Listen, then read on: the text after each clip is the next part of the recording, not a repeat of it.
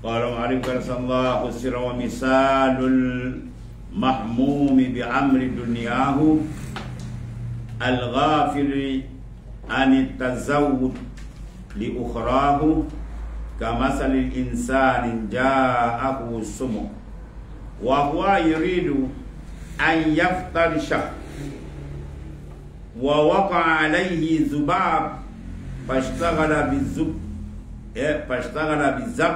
bizubab wa daf'ihi anit taharruz minas sama. Perumpamaan orang yang berduka cita, orang yang merisaukan, memberikan tumpuan kalbi di hati dia, ya, dengan urusan dunia. Siang malam pagi petang tak ada kerja lain. Otak dia otak dunia satu. Lalu lalai untuk mencari bekal bagi akhiratnya. Mana mereka mengumpulkan, menumpukan perhatian, mengumpul benda yang nak ditinggal, sehingga tertinggal benda yang nak dibawa. Ya, itu satu dipanggil ahmak, yang terlalu bodoh. Mana? Ya, manusia paling bodoh manusia yang tidak menyiapkan bekal, ya, hari kemudian. Ya, hari kemudian kita mana? Akhirat. Bukan hari kemudian kita dunia ni. Masa depan kita bukan dari dunia, ya. Masa depan kita hari akhirat. Sebab kita berduduk hari dunia, maka masa depan kita ialah akhirat. Kita hari ni hari apa? Hari Ahad.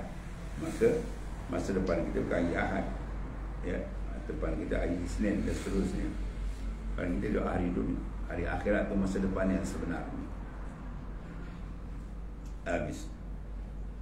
Jadi perumpamaan, perbandingan orang yang berduka cita, yang sibuk, ya, dengan urusan dunia dia tak habis-habis. Yang lalai untuk mencari bekal bagi akhiratnya, bandingan seperti seorang manusia yang didatangi binatang buas. Dia terserempak dengan harimau, ya, yang ingin menerkamnya. Dalam masa yang sama, lalat juga hinggap atasnya, lalat juga kat hidung dia. Dia siap lalat. Gimana nak terkam dia, dibiar. Itulah bodoh maknanya. Lantas dia sibuk menepis dan menampar lalat sehingga lupa tentang binatang buas. Akhirnya dengar patah tengkuk dia, patah orang harimau. Itulah maknanya. Sibuk nak tepis-tepis, ya, lalat dunia dan pada susah dunia, pada susah besar di akhirat lagi besar. Sana bukan susah tak makan, dia benam dalam neraka tadi. Allah, bayangkan. Itulah maksudnya satu daripada permisalan yang sangat kesan yang diberikan oleh Ibnu Athaillah As-Sakandari radhiyallahu anhu.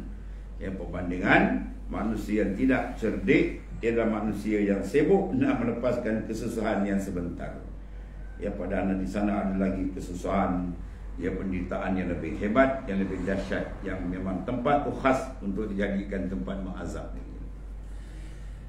Wal haqqu anna hadzal 'abdun ahmaq faqid wujudil aql fa innahu law kana muttasifan bil aqli la shaghalahu amrul asad wa sawlatuhu wa hujumuhu alayhi anil fikrati fi dzubab kadzalika muhtammu bi amri dunyahu anit tazawwudi lil akhirah dalla dzalika minhu ala wujudin humqi.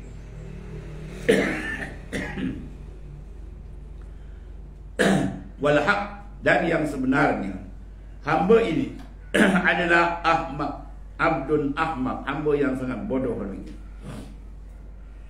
serta orang dah hilang akal dia. Ya, hilang akal. Batu tuan guru kita Muallim Haji Abdul Wahid dan selalu diingatkan benda. Mana menceramah selalu dia petik hadis daripada Mukhtarul Ahadis atau Tadribul Atraful Hadis ada hadis. Tuan-tuan buka dalam huruf Ghin, Ghasyiyah. Ya, Ghasyiyah kumus sakratan, sakratul hubbil aish wa hubbil jahl. Fa inda dzalika la ta'muruna bil ma'ruf wa la tanhauna 'anil munkar. Wal qa'imuna bil kitabi was sunnah kas-sabiqin al-awwalin minal muhajirin wal ansar kama qala. Memabukkan kamu oleh dua kemabukan. Ini mabuk ni lagi dahsyat. Mabuk ni lagi dahsyat daripada minum arak, minum toddy kan. Minum arak pagi mungkin petang dia dah clear. Tapi mabuk ni kalau kena sampai dia hembus nampak akhir tak pasal. Apa dia mabuk tu? Ialah mabuk dengan hubbil aish. Jadi sibuk sangat dengan urusan dunia tak habis-habis. Majlis surau dia tak kenal nak duduk, sila baca ilmu, ibadat dan berzikir lagi jauh. Ya, itu mabuk dengan kehidupan macam-macam. Akhirat entah apa. Siapa yang duduk taraf ni pertama kali? Minal kufar, orang kafir. Orang kafir langsung nampak buta. Dia berambat siang malam tu dia lagi hidup dia sementara tadi. Kemudian wahubbil jahli. Yang kedua, mabuk di dalam kejahilan. Tenggelam, tak perasan. Sehingga tak tahu siapa diri dia, siapa Tuhan dia, daripada mana dia, sekarang di mana, ke mana nak pergi depan ni, langsung tak ada dalam kepada dia. Ada lagi mabuk. Kalau kena mabuk ni habis rosak Islam. Fa inda zalika la ta'muruna bil ma'ruf wa la tanhauna 'anil. Kamu takkan tengok lagi orang buat amal ma'ruf nahi munkar. Ya. Maka oleh kerana itulah orientalis kan dia nak hapuskan Islam, dia nak hapuskan kerja amal ma'ruf nahi munkar. Macam mana dia nak hapuskan? Tiupkan semangat madiyah, semangat memuja benda kehidupan dunia. Bila manusia tumpu orang bersama dunia dia hilang. Hilang semangat tu akhirat, nahi munkar tak ada kira lah. Orang kata gua salah Islam.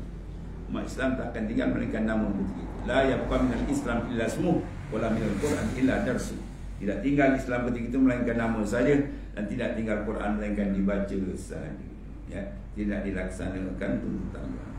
Ini misal bahaya misal. Maknanya mereka sibuk dengan hidup yang sementara, mereka lupa kehidupan yang sebenar. Ya. Jadi bandingan dia samalah dengan apa yang disebutkan tadi. Singa nak terkam dia di badar. Dia sibuk ya dengan mengurutkan lalat tadi.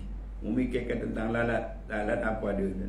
Begitulah orang yang sibuk dengan urusan dunia sehingga lupa mencari bekal bagi akhirat.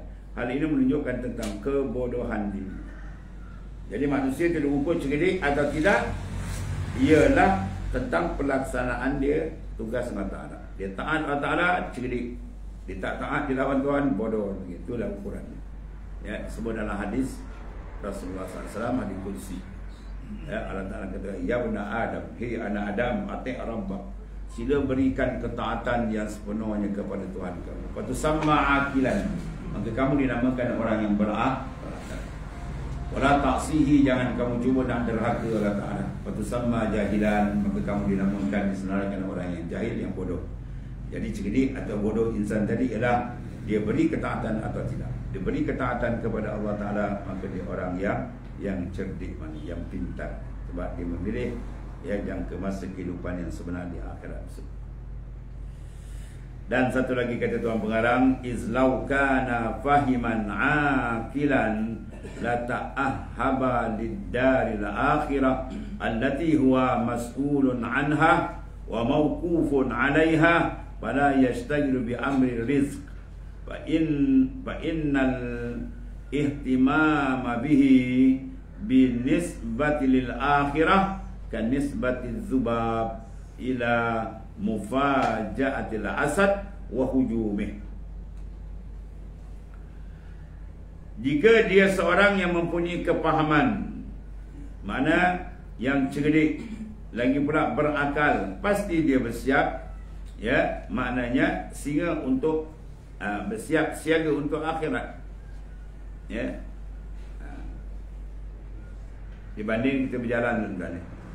Kita berjalan ke depan digigit oleh cengkiak. Digigit oleh semut. Kalau kita pusing belakang, gimau tunggu macam-macam. Berjalan kena gigit semut. Sakit. Tapi kalau pusing belakang lagi teruk. Macam itulah. Kita buat ibadat memang banyak ujian. Tapi kalau kita tinggal ibadat, tunggu neraka tunggu. Itu maksud. Ya. Jadi tahanlah sikit. Tahan, digigit-gigitlah sikit. Jangan pusing belakang, lagi gimau baham kita kat lagi teruk. Gigit semut baru gatal-gatal, daripada baham gimau mampus terus. Maknanya begitu. Ya. Kalau kita tak nak tahan sikit ibadat, kita terus pusing ke belakang. Pusing belakang yang sambut kita apa? Neraka Jahannam wal ayat tadi. Jika seorang itu mempunyai kepahaman dan berakal, pasti dia bersiap siaga, bersiap sedia untuk akhiratnya yang dia dipertanggungjawabkan tentangnya.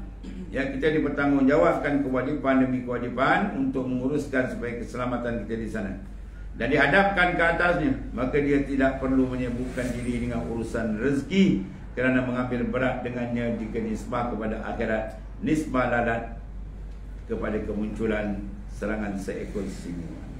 Ya, Mana nak nisbahkan kita ada rezeki. Kalau atas dunia tak kaya, tak senang mana pun, ya, orang panggil kaya pagi makan pagi, tak ada hal lagi tu. Nak nisbahkan kalau dengan kesusahan besar di akhirat, iaitu an-nar, neraka lagi dahsyat. Itu maksud di sini tuan-tuan. So kita memahami satu pemisalan yang besar. Jangan kita undur ke belakang, sebab yang mundur belakang yang menunggu lagi dahsyat.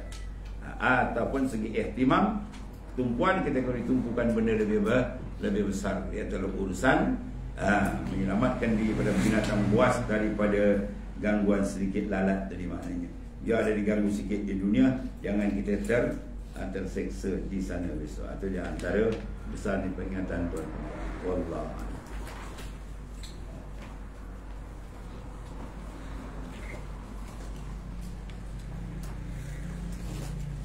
Bismillahirrahmanirrahim. Sayyidina wa maulana Muhammadin.